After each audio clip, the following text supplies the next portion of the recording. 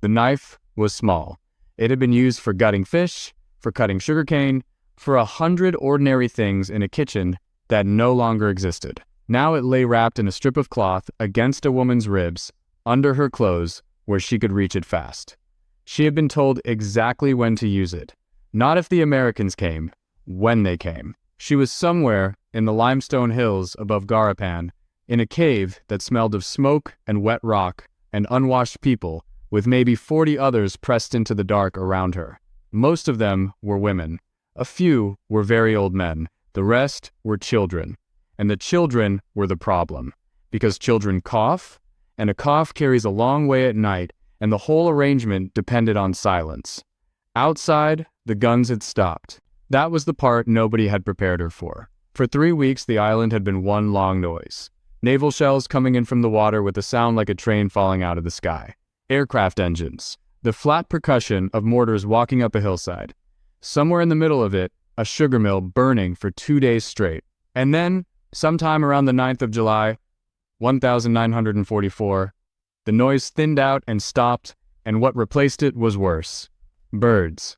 Wind in the Tongan scrub. American voices. Calling in the distance, unhurried, the way men talk when they are no longer being shot at. The silence meant the fighting was over, which meant, according to everything she had been told since the day she arrived on this island, that the worst part was about to begin.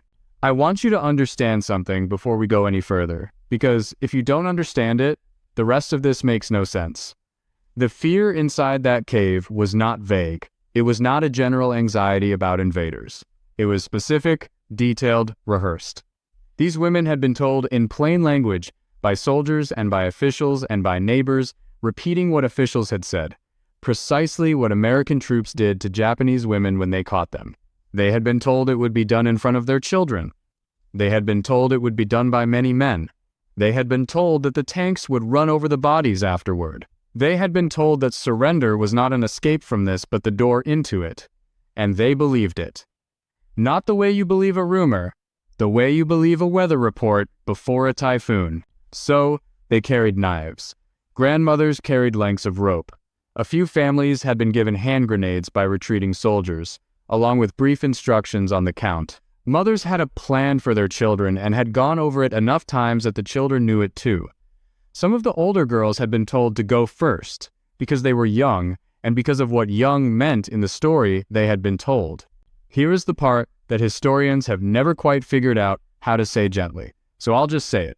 The propaganda worked, because it was built on something the people spreading it knew from the inside. The Imperial Japanese Army had spent years in China and the Philippines and across Southeast Asia, and what it had done to civilian women in those places was not a secret in military circles. It was policy in some cases, and tolerated everywhere. When Japanese officers told the settlers of Saipan what an occupying army does to the women of a defeated population, they were not inventing a nightmare. They were describing their own conduct and handing it to the enemy like a mask. That is why the fear was so precise. It had been observed.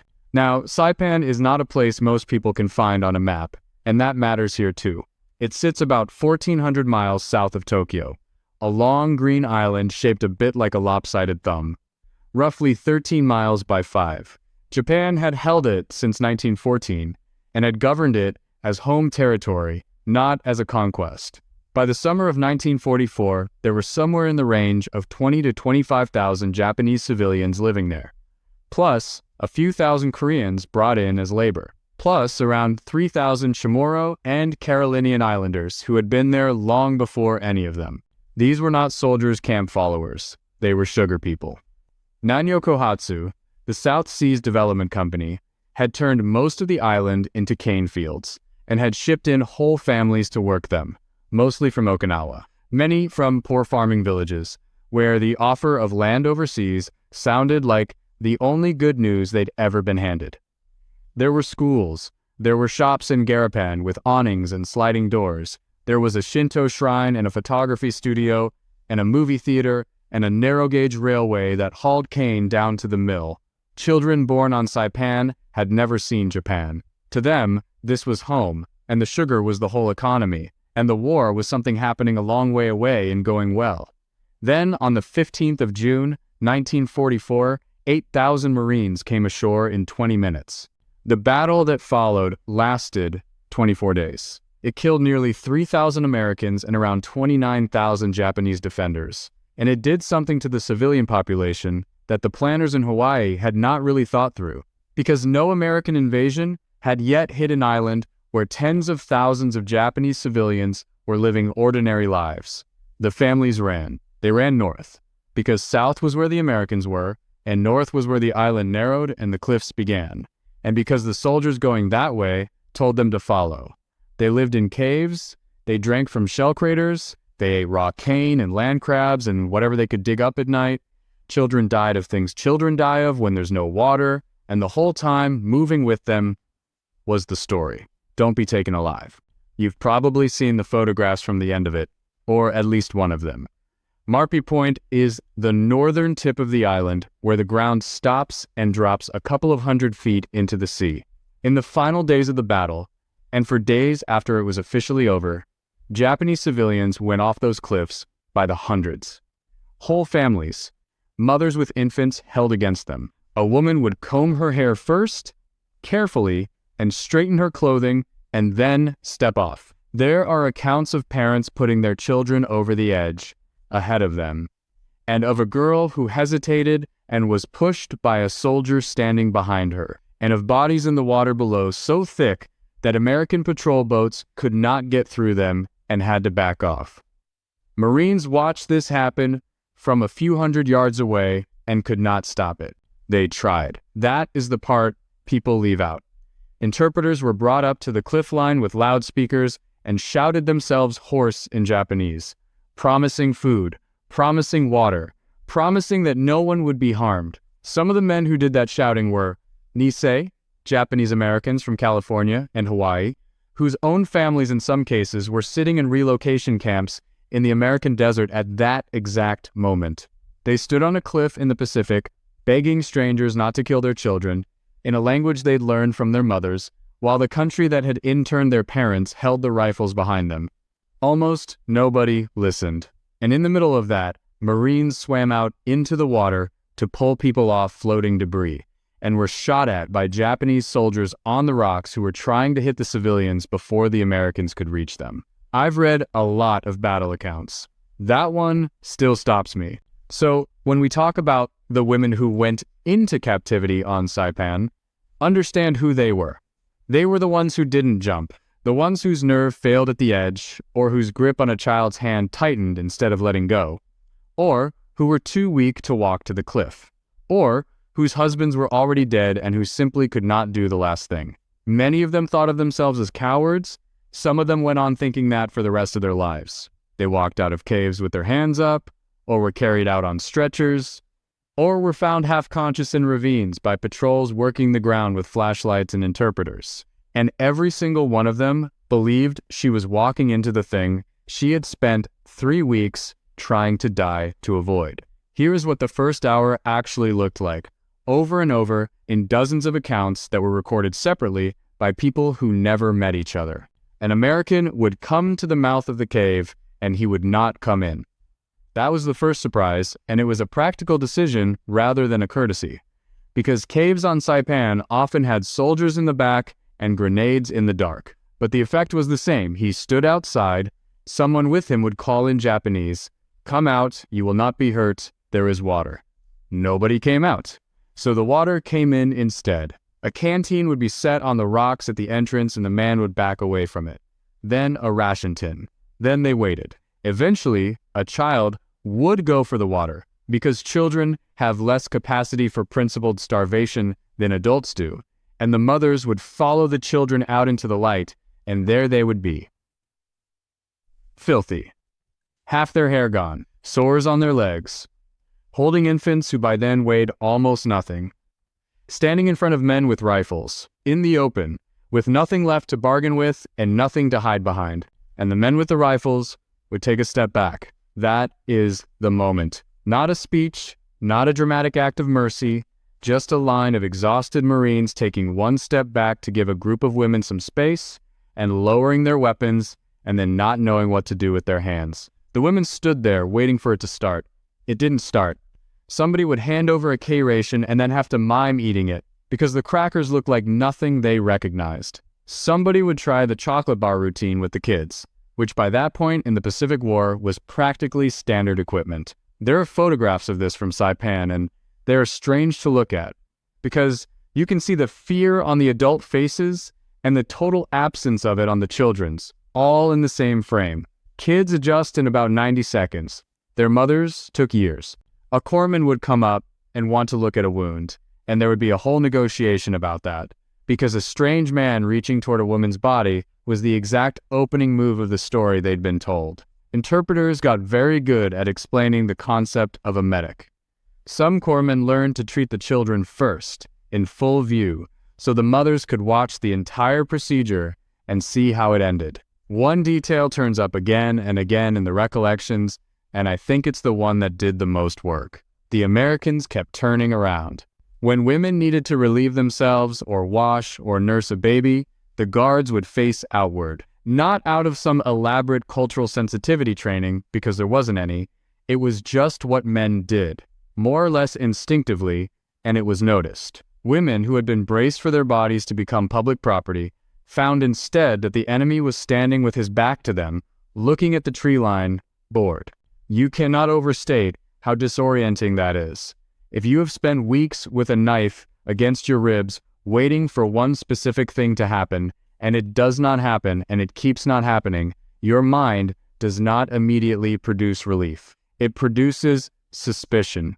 It produces the certainty that the real thing is coming later, at the camp, at night, when the officers arrive. So they waited for that too. The trucks came, and the trucks were terrifying in a fresh way, because now they were being taken somewhere. A ride in an enemy vehicle to an unknown destination is not a comforting experience, even when the driver keeps offering you cigarettes. They went south along a coast road, past everything they used to know.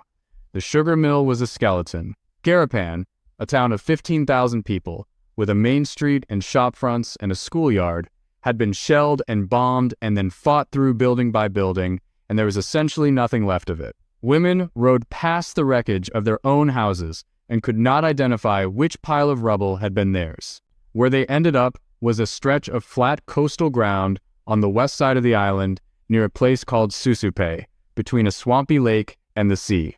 Barbed wire, tents. Then, gradually, huts made of salvaged lumber and corrugated iron laid out in rows on ground that turned to gray mud when it rained and to gray dust when it didn't. Camp Susupe. If you want the name that ties this whole story together, that's it.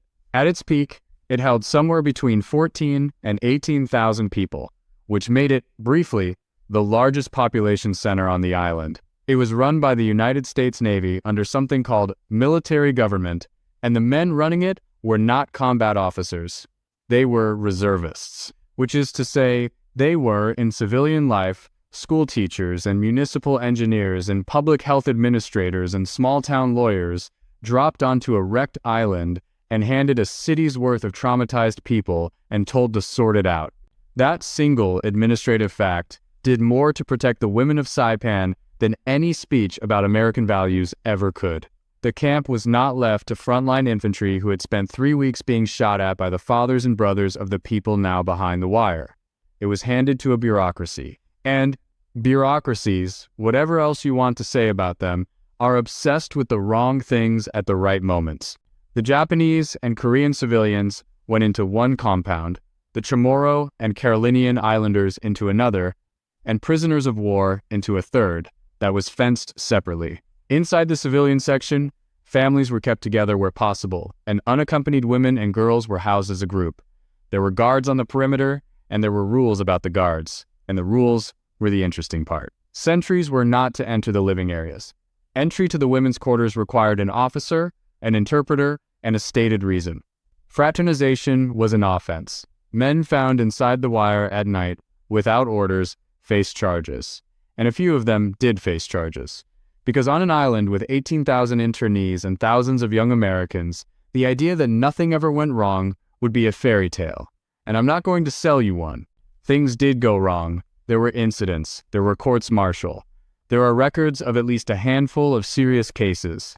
And there were almost certainly others that were never reported, because in 1944, on a wrecked island, a woman with no legal standing and no language and no home was not exactly positioned to file a complaint.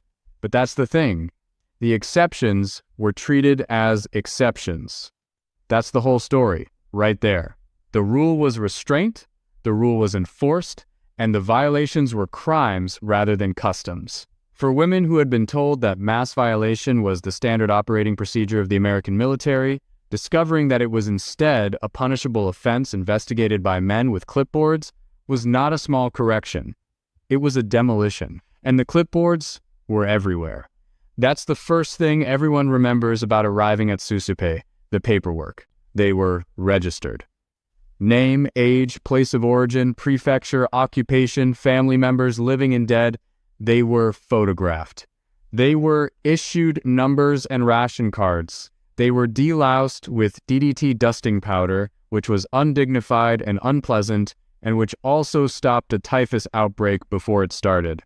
They were vaccinated. Sick people were separated, and a hospital was set up, and the deaths were recorded, and so were the births.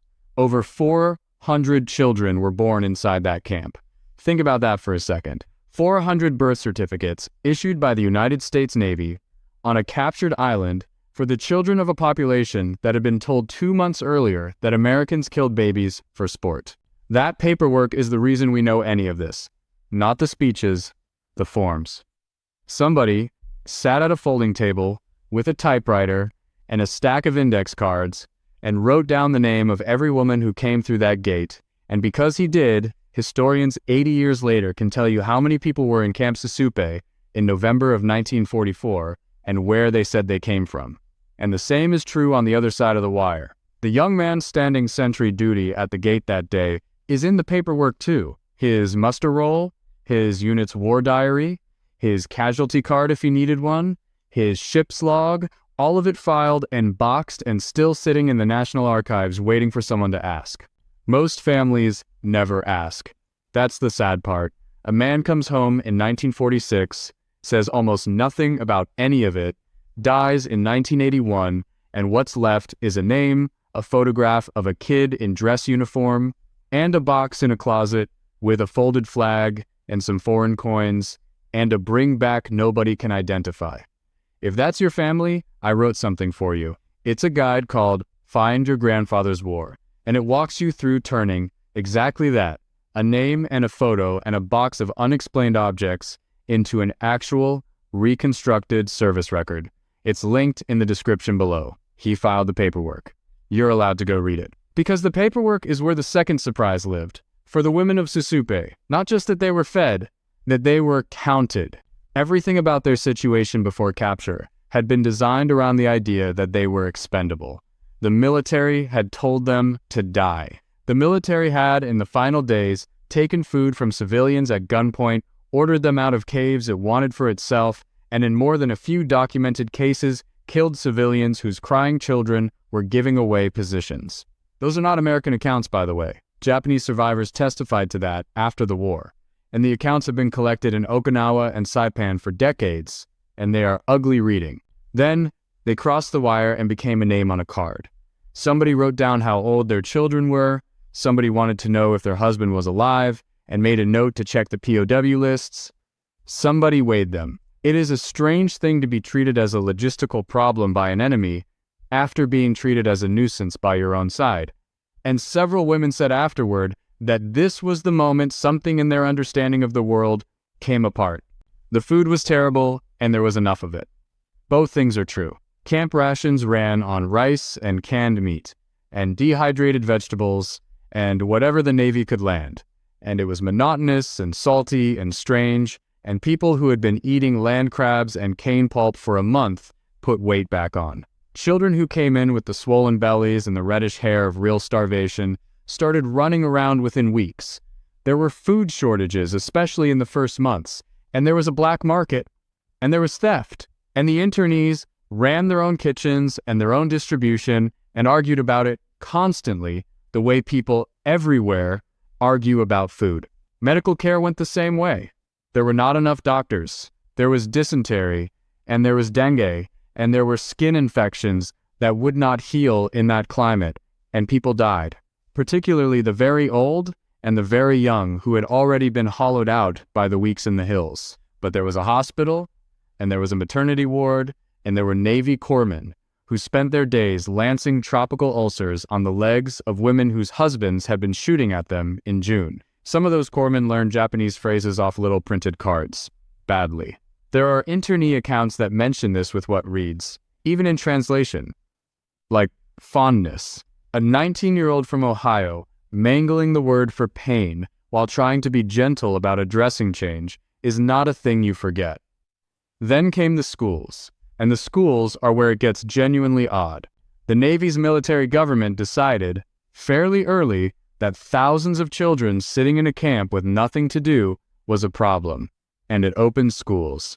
Japanese schools taught in Japanese by Japanese internee teachers who had been school teachers on the island before the invasion. There were textbooks eventually printed on the island with the militarist content stripped out. There was a camp newspaper, there were baseball games, there was a police force made up of internees, there were elected representatives from each block who brought complaints to the Americans, and the complaints were logged, and some of them were even acted on. A woman who had been ready to cut her own throat in a cave in July was by the following spring sending her son to school in the morning and arguing with an American officer about the laundry water allocation in the afternoon. Ordinary time came back, is what I'm describing. Slowly, and then all at once. There was a rhythm to a day in Susupe. Roll call. The water line, which was always too long, and which was where you heard everything worth hearing.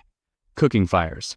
Laundry strung between huts, which is one of those details that sounds unimportant until you consider that these women had spent a month in caves in the same clothes, and that the ability to wash a shirt and hang it in the sun is very close to the definition of having a life again.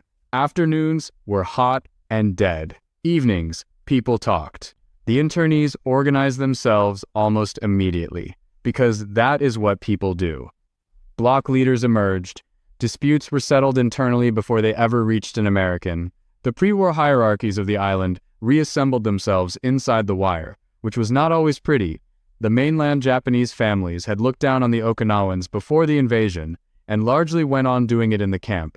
And the Koreans, who had been at the bottom of the ladder on Saipan since the day they arrived, found that being interned by Americans had not moved them up it much. Suffering doesn't automatically make people kind to each other, it just relocates them. Widows were a particular category, and there were a great many of them. Their husbands were dead in the hills, or dead in the water off Marpy Point, or in the POW compound a few hundred yards away behind a separate fence, alive and unreachable. Some women learned their husbands were still breathing from a list posted by an American clerk, which is a strange way to receive the best news of your life. And there was contact between those compounds, of a sort, and it was tense, in ways the Americans never fully understood. Japanese soldiers in captivity had their own crisis to work through. By the doctrine they'd been taught, they were already dead, dishonored, unable to go home. Some of them had, weeks earlier, been the ones telling these same women that surrender meant violation. Now everybody was on the same island, behind the same wire, being handed the same rice, and the story had failed in front of witnesses. There are accounts of soldiers who could not look the women in the face. There are accounts of women who went out of their way to make sure the soldiers saw them, healthy, fed, untouched, and understood exactly what that meant. Nobody wrote that confrontation down at the time. It happened in glances across a fence. The children, meanwhile, went completely native, in the way children always do. They learned English off the guards, mostly the wrong English. They ran errands. They hung around the motor pool. There are American accounts of kids who attached themselves to particular units and became unofficial mascots. And Japanese accounts of mothers watching their 8-year-old sons come home chewing gum and shouting Marine slang and feeling something complicated they could not name. The war those boys would remember was not the war their mothers were remembering.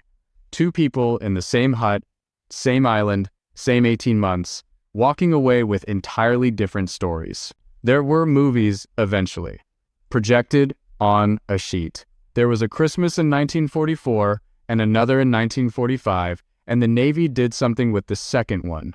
small gifts for the children, and the internees talked about it for the rest of their lives. There were funerals, with proper rites, permitted and even assisted.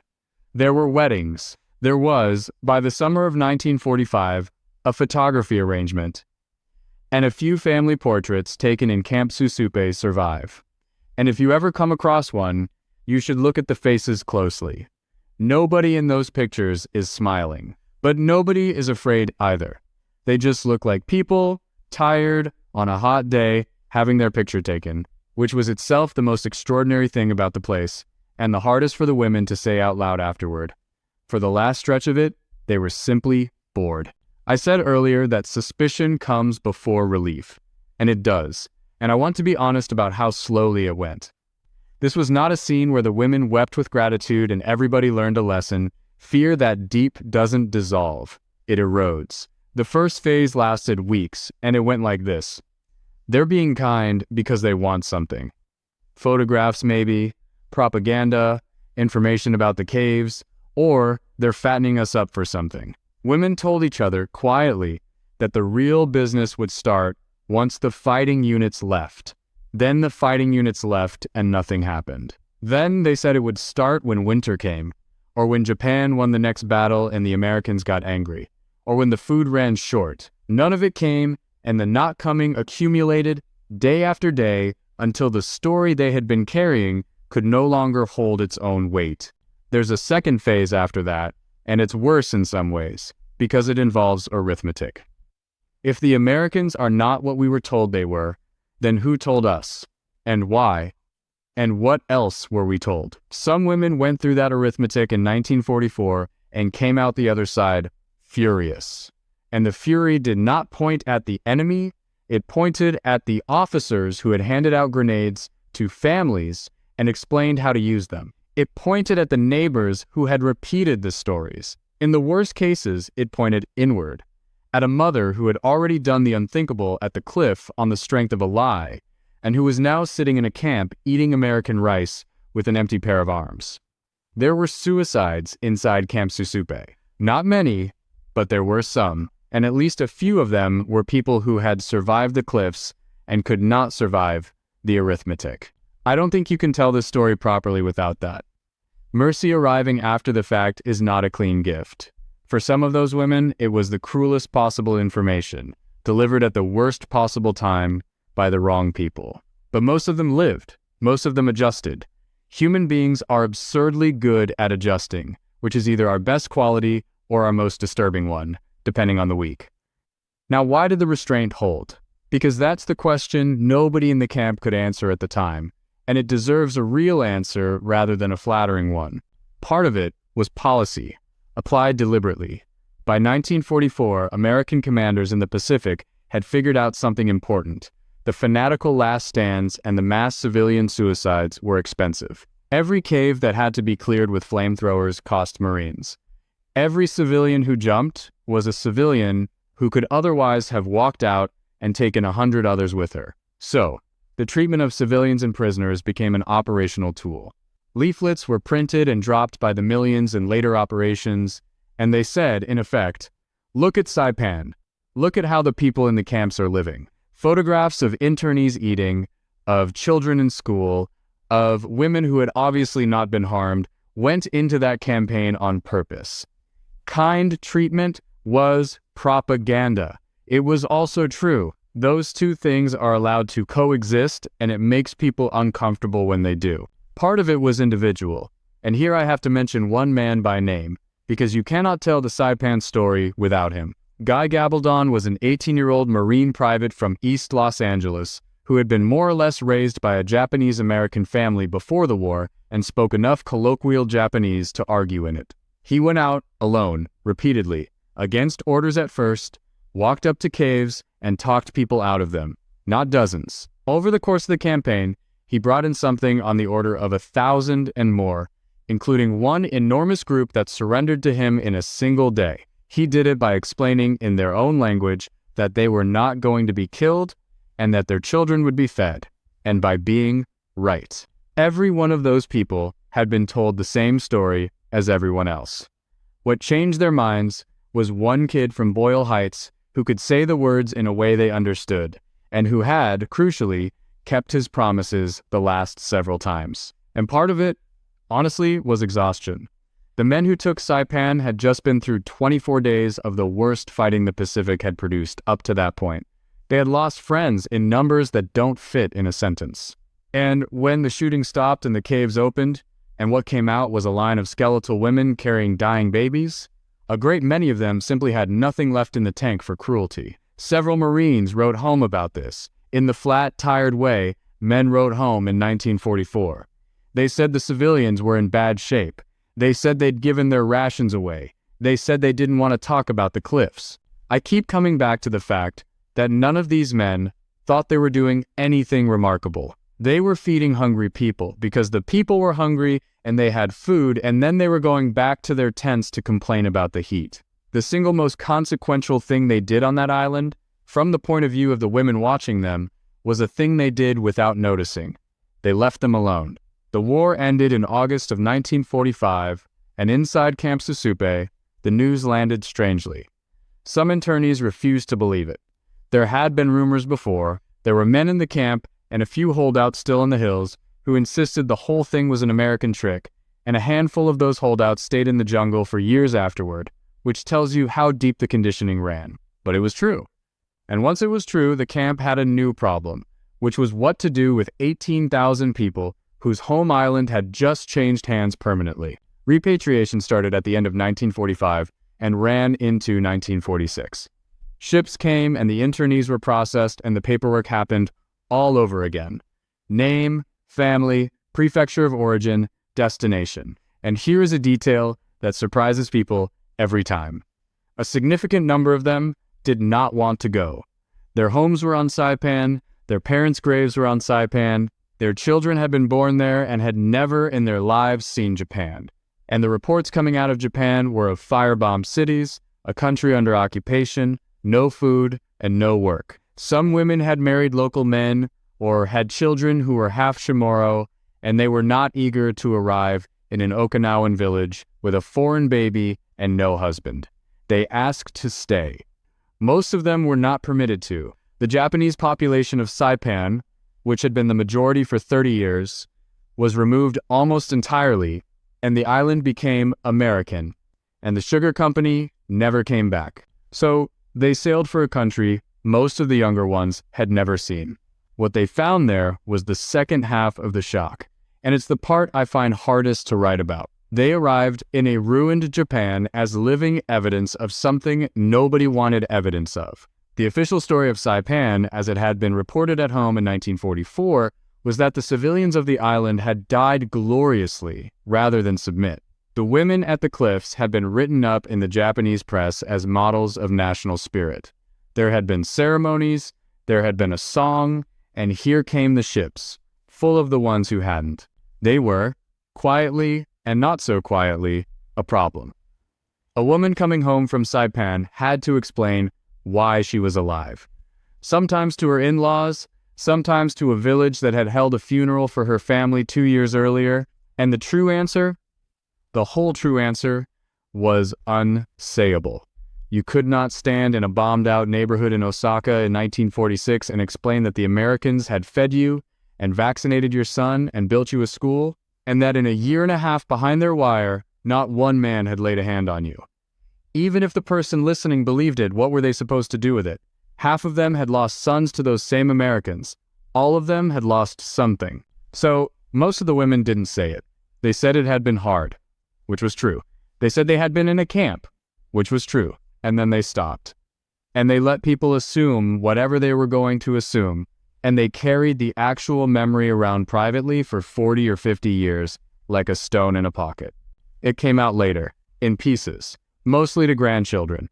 That's usually how it goes. There's a whole body of oral history collected in Okinawa and elsewhere from the 1970s onward. Interviews with elderly women who finally started talking once everyone who might have judged them was dead. And the same notes turn up in them again and again. The astonishment isn't at any grand act of generosity. It's always small and specific and physical. The soldier who turned his back. The corpsman who asked permission before touching a wound and waited for the answer. The guard who was there every night for a year and never once came through the door.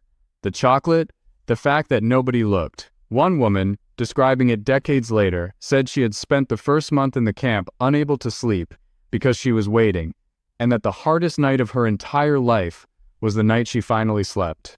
That's the sentence I can't get past. Not the cliffs, not the caves, the night she stopped waiting. There's a version of this story that turns it into a comfortable little parable about American decency. And I don't want to hand you that, because it isn't quite honest. The same country that ran Camp Susupe humanely was interning its own citizens of Japanese descent in camps in the Utah desert at the same moment, using some of their sons as the interpreters at the cliff line.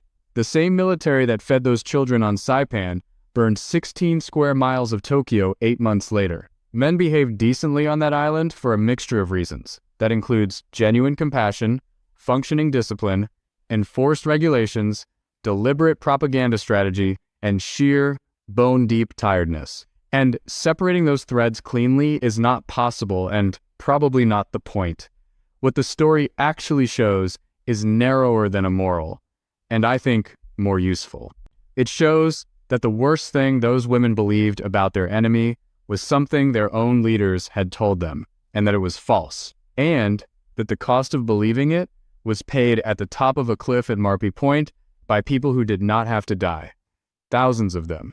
And the correction, when it came too late to save the ones who had already jumped, and arrived in the form of a bored 19-year-old with a rifle looking politely at the tree line. Restraint is not dramatic. Nobody films it. There is no memorial anywhere on Saipan to the fact that a great many men, over a great many months, kept their hands to themselves. The cliffs have monuments. The battle has monuments. The thing that most astonished the survivors has none, because it consists entirely of events that did not occur. But it was noticed. It was noticed by every woman who walked out of a cave with a fish knife under her clothes and walked back out of a camp 18 months later, still carrying it, unused, and threw it into the sea somewhere on the voyage home. They were prepared for the worst thing they could imagine. What they got instead was a folding table, a clerk, a ration card, and a man with his back turned. And it broke something in them, permanently, in the best way that anything ever broke.